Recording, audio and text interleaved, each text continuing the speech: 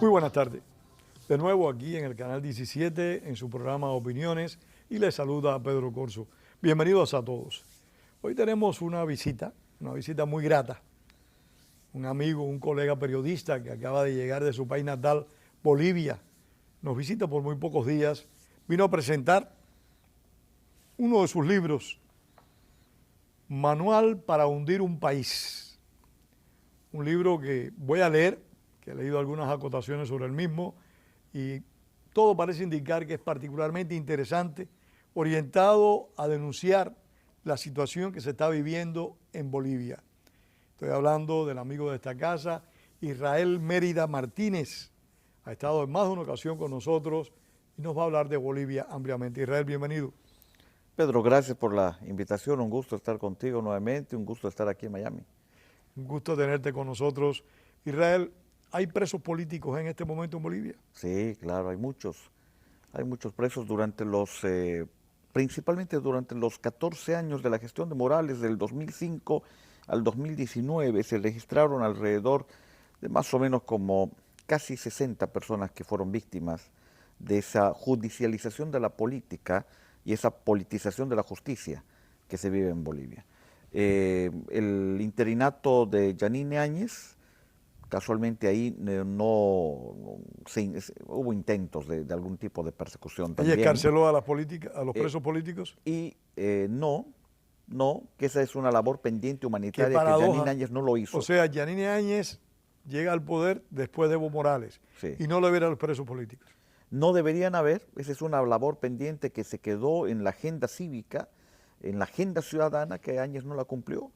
Y después cuando regresa lógicamente el movimiento al socialismo, ahora en esta gestión, tenían que agarrar un símbolo, y qué mejor que la presidenta Áñez para tenerla inhumanamente presa.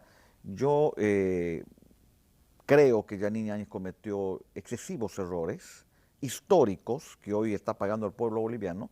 Los delitos no lo sé, los verá la justicia, si es que hay una justicia imparcial en Bolivia, que ya está en duda, pero sin duda alguna Yanine es el símbolo de hoy, de este nuevo ciclo del movimiento al socialismo, como para decirle a los bolivianos, ustedes calladitos, porque fíjense, la tengo una expresidenta en esas condiciones. Al primero que me intente remover el gallinero, acaba como ella. ¿Ah? Muy interesante, o sea, es una especie de anuncio de lo que te puede ocurrir si te portas mal. Sí, a una presidenta le debería corresponder juicio de responsabilidades, nunca lo hicieron. Hoy está presa sin sentencia. En Bolivia te tienes que defender estando en la cárcel y o sea, tú eres culpable mientras no demuestres lo contrario. Es una práctica castrista. Totalmente. Yo recuerdo que en la década del 60 fueron detenidos muchos alzados, y esto es algo interesante para ti como escritor, creo.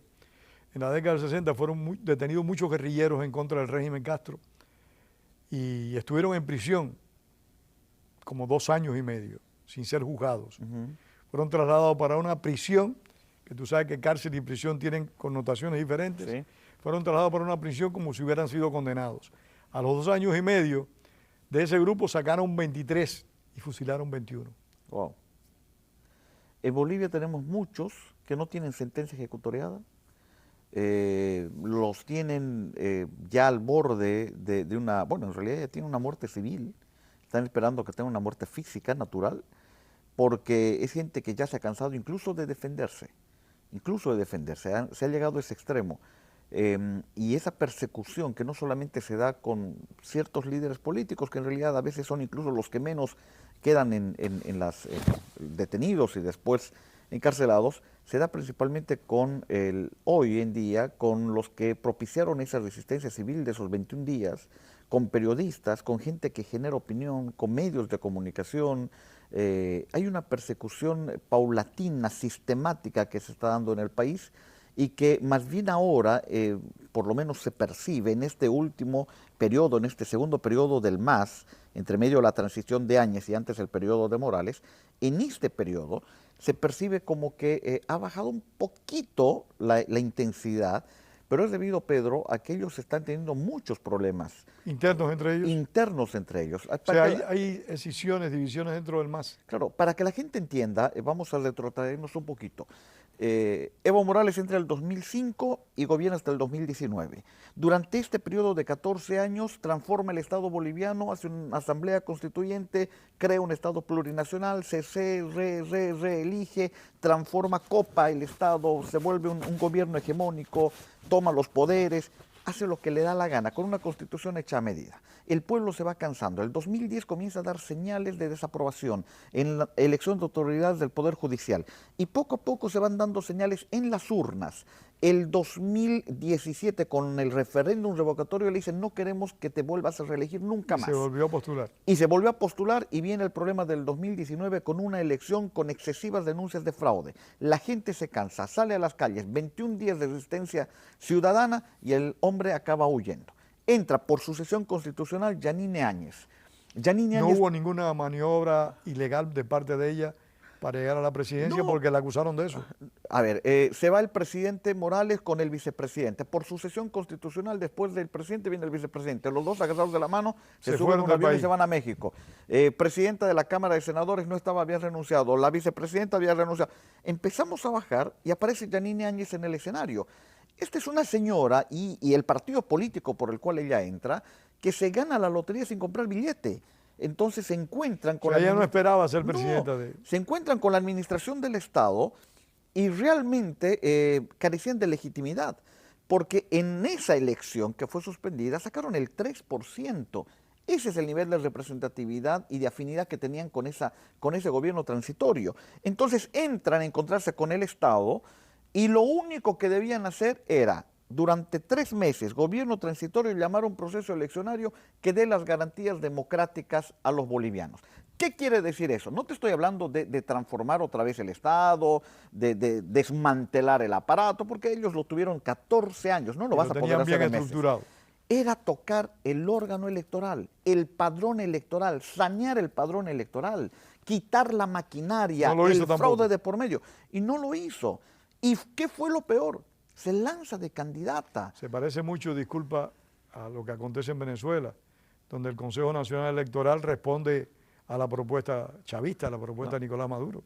Exacto. O sea, no hay imparcialidad, no hay jueces justos en eso. Es que el árbitro, yo comparo, siempre hago las analogías con el fútbol, que es un deporte que a mí me gusta. El árbitro tiene camiseta puesta y tienes que entrar a jugar en esas condiciones con 3 goles en contra. Y porque ya está el aparato montado. En esas condiciones gana Luis Arce. Te tengo que interrumpir. ¿Por qué tú crees que ella no tomó ninguna decisión de liberar a los presos, de modificar la estructura electoral del país? ¿Por debilidad, por temor a problemas con el MAS? No, yo creo que bajo el argumento y el discurso de pacificar el país, porque estábamos en una crisis social, civil muy grande, política, económica, además después de la pandemia, bajo la excusa de pacificar el país, es que ella hace un acuerdo con el movimiento al socialismo. Y no puedes tú hacer acuerdos con el diablo, imposible, sabes dónde acaba. Tú tienes un libro que se llama Entrevista con el Diablo y conversaste bastante con él y sabes que con esa gente no se puede llegar a ningún acuerdo. No se puede hacer ningún acuerdo. Entonces ella no solo que deja pasar muchas cosas que la agenda cívica le imponían, sino además una serie de colaboradores alrededor que por primera vez habían tocado el poder, que la transforman para que ella pueda continuar como candidata en un error histórico pero importante, vital, una crisis económica con una pandemia mal administrada, crisis social, crisis política, falta de legitimidad y lo peor de todo, es una oposición, y esto hay que reconocer que en Bolivia no tiene fin, no tiene un norte, es una oposición totalmente improvisada y además funcional al gobierno en algunos casos. Nuestro común amigo Carlos Sánchez Berzaín es un severo crítico de la oposición boliviana. Es que la oposición se aplaza porque además nunca marcó agenda, siempre responde a lo que el movimiento al socialismo hace.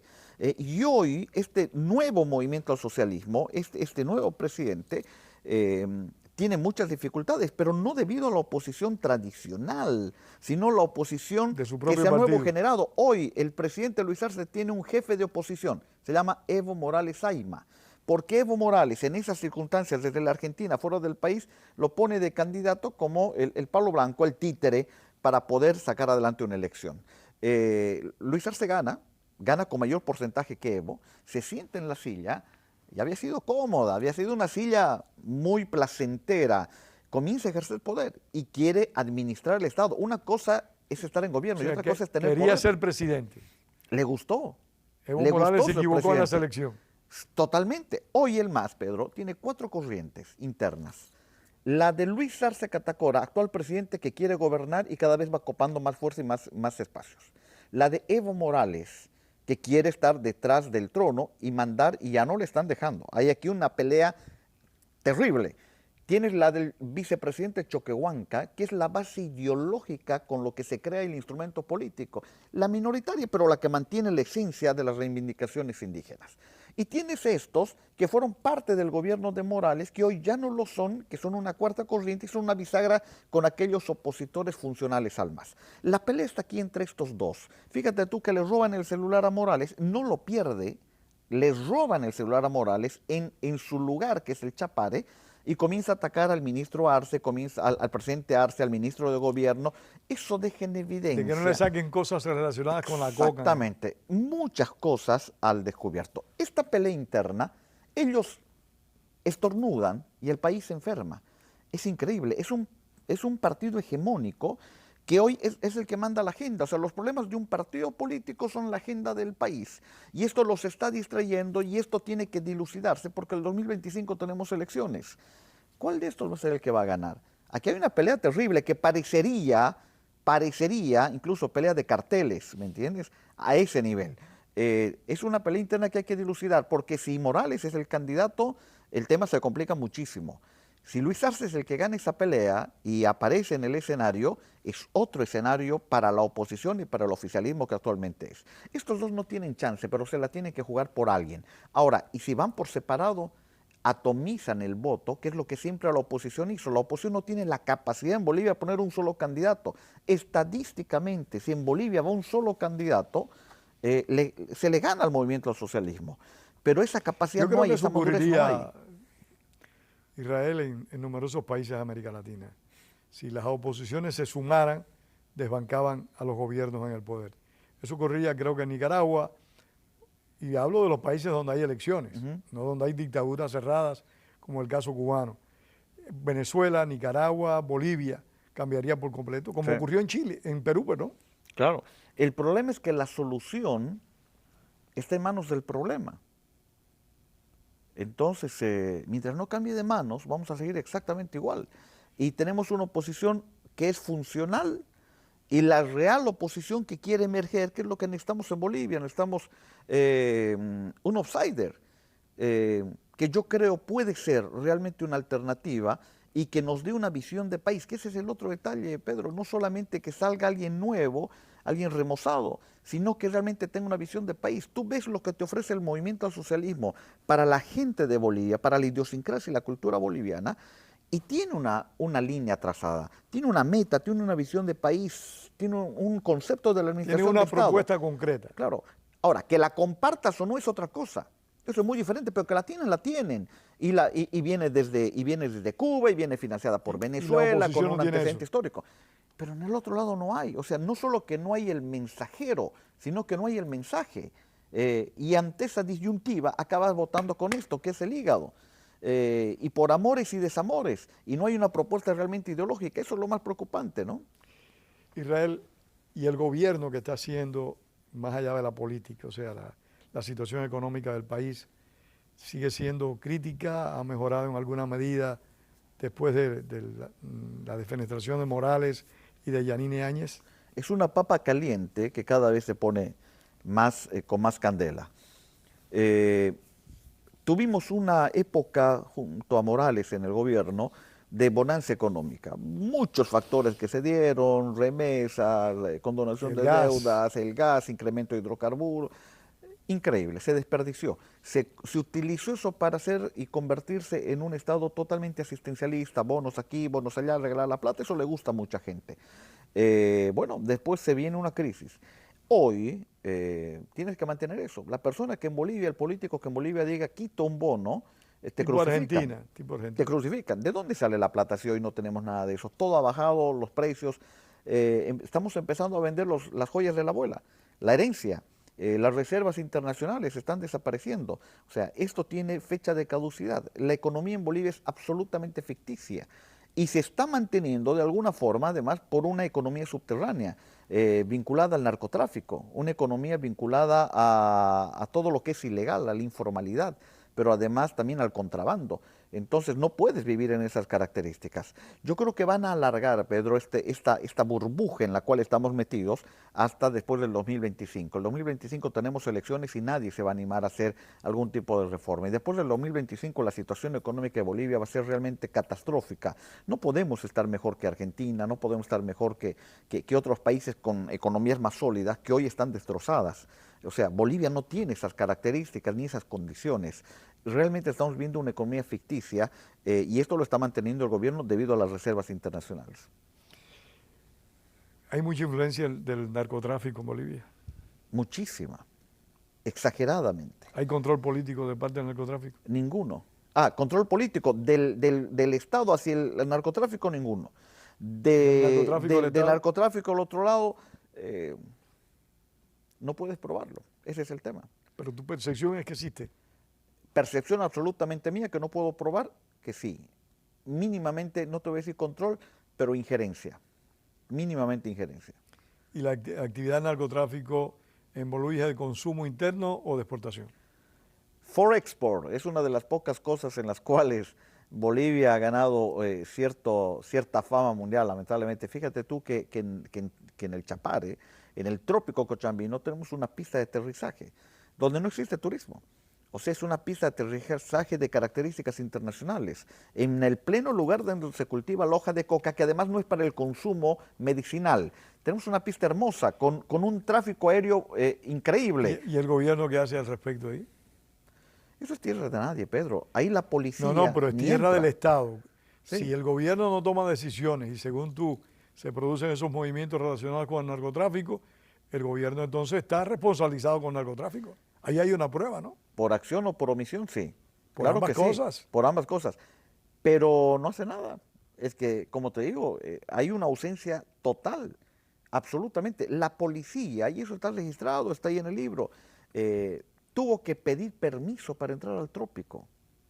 Es realmente tierra de nadie. Ahí tú puedes llegar y desapareces y nadie reclama nada. Tú ves movilidades de lujo en todo el Chapare moverse, que es una extensión muy grande de terreno, sin la documentación, sin placas, sin nada. Iban absolutamente tranquilamente. Tráfico de armas, trata de personas. Es increíble, o sea, eso conlleva el narcotráfico como consecuencia, como síntomas de que realmente ese es un estado que está en medio de Cochabamba y Santa Cruz, que es la región más opositora del país. Y eso ocurre en el Chapare. Eso ocurre en el Chapare, que es el lugar de mayor respaldo y de donde nace don Evo Morales Ayma, ¿no? Esa es la región donde se consolida como líder político y de donde emerge al escenario nacional. O sea, ¿y Morales sigue teniendo influencia con el pueblo o la ha perdido grandemente? La sigue teniendo. El movimiento del socialismo tiene más o menos un voto duro de un 20 a 25% hoy, en este momento. En su momento más alto tenía 35% de un electorado duro. Hoy ha bajado muchísimo, tiene un 20, un 25%. De ese 20 o 25%, Morales fácilmente debe estar por el 18 al 20% que todavía maneja ese voto O duro. sea, él de sigue muchos siendo socialistas. el poder dentro del MAS. Es que es el símbolo, es el líder, es el caudillo, es el que reflejó y el que abanderó el instrumento político. Entonces, necesariamente, el MAS tiene que estar durante mucho tiempo sujeto a la figura de Evo Morales. Por eso la incomodidad de un presidente actualmente que va agarrando fuerza, que va teniendo presencia, que va peleando espacios y que de a poquito le está quitando, de a poquito le está minando. Entonces ahí las incomodidades, que no solamente es por la pelea política, sino además por los negocios y la pelea económica que se da entre ellos. Arce tiene, ¿tú crees capacidad de fortalecerse como líder, como dirigente? ¿O crees que siempre va a estar a la saga de Morales? tiene la capacidad, pero en política no solo necesitas capacidad, necesitas lo que las gallinas ponen. Vamos a ver si... No tiene eso. Vamos a ver si esto tiene. O sus ministros por lo menos, que son los que deben hacer el trabajo que él debería encomendar para ganar el protagonismo que necesita en la interna primero y después para afrontar los desafíos del país. Pero tú decías que el enfrentamiento entre Arce y Morales es directo, está claro. Ahí Totalmente. no hay nada tapado, eso es descarnado. Ya es tan evidente, tan público, tan elocuente lo que te digo, que tú revisas los periódicos de hoy, de ayer, revisas los de mañana cuando salgan y te vas a dar cuenta de amenazas entre ellos, amenazas de los senadores que son por parte de Morales y los ministros que son por parte de Luis Arce. O sea, ya se habla, incluso senadores, hoy leía senadores del lado de Morales que decían, nos están armando un plan negro, nos van a vincular con el narcotráfico, nos van a hacer esto. O sea, yo creo que hay mucha gente que está preocupada por el lado de Morales. Y esto tiene un antecedente. Por más chistoso, por más cómico que parezca, es ese celular bendito que se perdió. La cantidad de información y evidencia de ciertas travesuras está ahí.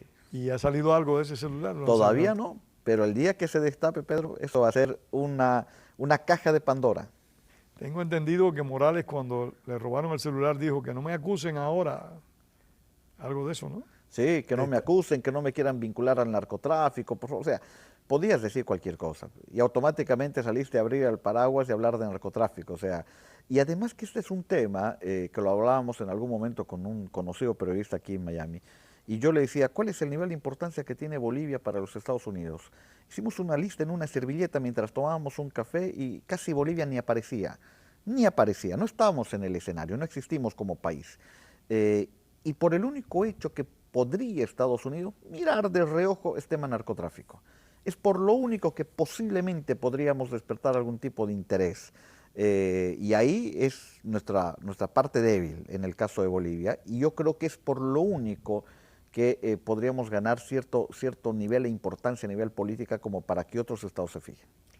Y el narcotráfico no cabe duda que es un nivel de corrupción elevadísimo y complicado. Pero aparte de eso hay corrupción económica en el gobierno actual de Bolivia. Totalmente. Es un estado ya implementado desde los 14 años antes, o sea, tú tienes niveles de corrupción espantosos, cada vez van saliendo denuncias, hoy hay una denuncia de supuestos actos de corrupción en la administradora boliviana de caminos, denuncias en relación al Banco del Estado, el Banco Unión, que también salió en su momento, o sea, te enteras todo el tiempo de actos de corrupción y ahora están saliendo mucho más por esa pelea interna que otra vez te digo. Entonces, este acusa al otro de actos de corrupción. Se sacan los trapos sucios. Claro, entre ellos para tratar de lograr descalificar al bando contrario, y esto le hace bien al país porque nos vamos enterando de cosas que tal vez ni nos enteraríamos. ¿La prensa, el ejercicio político de la oposición tiene alguna limitación, algún cierre de parte del gobierno? Sí, bastante. Fíjate tú que el 2005, cuando Evo Morales asume la presidencia, se hace un estudio y se identifican varias instituciones y varios grupos, varios aspectos que tenían la mayor credibilidad posible frente a la gente. Uno de ellos era la prensa y el otro la Iglesia Católica, los que abanderaban esto. La Iglesia Católica es todo el tiempo maltratada por el gobierno, y la prensa ha sido coartada de alguna forma. Tres mecanismos. El primero, se acercan al medio de comunicación y dicen, te compramos el medio. Y hay muchos que quieren tipo vivir, Venezuela, claro, sí. Quieren vivir felices y venden el medio y listo, tiene su medio oficial. Y se evitan problemas políticos. Y se evitan problemas y están aquí en Miami disfrutando de las playas. El otro es, te dicen, bueno, no me quieres vender, está bien, pero yo te voy a dar publicidad de ministerios, del aparato estatal. Y con eso vives tranquilo, pero el editorial me corresponde. Y muchos quieren seguir haciendo platita, tener el medio y ceden aquello. Y los terceros, que son donde yo me encuentro, cuando vienen y tratan de acallarte o de comprarte o de condicionarte, y tú quieres responder a tus principios, es un tema de cuna, de formación, entonces rechazas la oferta, te acabaste sin trabajo, te acabaste sin medio, y ahí la cosa se pone complicada. En lo personal, pero en lo profesional disfrutas porque sabes que estás haciendo lo correcto. Estás cumpliendo con tu deber, que es un punto clave. Así debería ser. Lamentablemente, Pedro, no todos coinciden con eso. No. Nosotros conocimos en mi país un periodismo que se prestó al castrismo. Algunos de ellos después se asilaron, pero no se puede negar que muchos y por mucho tiempo se prestaron al discurso castrista. Y hoy en día ni hablar. Y en Bolivia pasa exactamente lo mismo. Tienes canales de televisión de mucha credibilidad, mucho tiempo, muchos años, periódicos que ya han perdido absolutamente todo lo que durante muchas décadas construyeron, ¿no? Los lees y sabes que son un apéndice de la visión gubernamental. Es una pena. Las relaciones internacionales de Bolivia, ¿cómo están? Yo creo que intrascendentes. Las relaciones innatas por similitudes ideológicas o discursivas mínimamente con Argentina, con Perú, con otros, con Chile, son buenas, ¿no?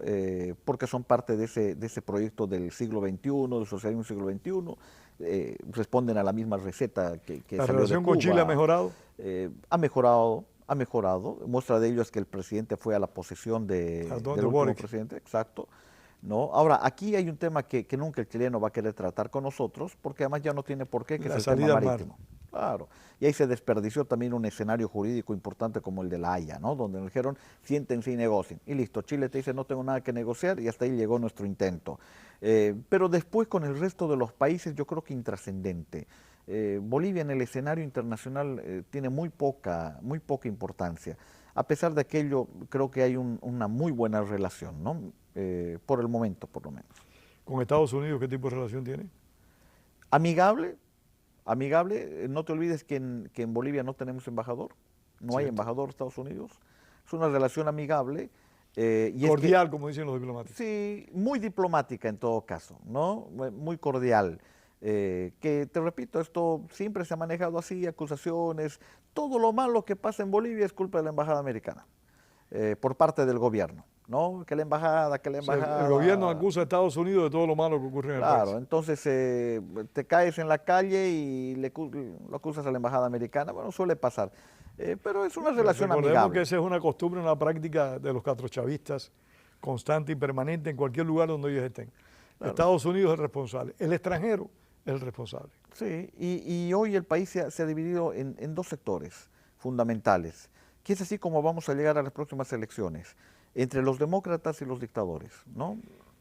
¿Y percibes alguna persona que pueda ser un candidato para esos comicios? Esa es mi preocupación, que no veo a nadie, absolutamente a nadie. Del otro lado tienen precandidatos, te decía, está el actual presidente Luis Arce y está Evo Morales. Los dos están ya corriendo para eso. Claro, incluso está Choquehuanca, o sea, tienen su pelea interna, allá ellos cómo lo arreglan. De este otro lado no hay nadie, o sea, tienes líderes, entre comillas, lo tienes a Camacho, que es un líder emergente por ahí, gobernador hoy de Santa Cruz, el regreso de Manfred Reyes Villas en Cochabamba como alcalde, lo tienes al senador Manfred fue Paz. preso, Manfred estuvo preso, ¿no? No, nunca. Él fue el que vino para el exilio. Vino para el exilio, estuvo en Washington, en Virginia en realidad, bueno, que hoy ha regresado en condición de alcalde. Ahí tienes unos cuantos nombres más, pero ninguno con la visión o con la perspectiva de llegar. Lamentablemente la situación es crítica por lo que tú has dicho. Gracias a ustedes por haber estado con nosotros esta tarde. Le esperamos la próxima semana. Gracias a Israel Mérida también por haber compartido con nosotros sus conocimientos y experiencias en Bolivia. Tengamos presente siempre la expresión martiana. La palabra es para decir la verdad, no para encubrirla. Les esperamos. Gracias.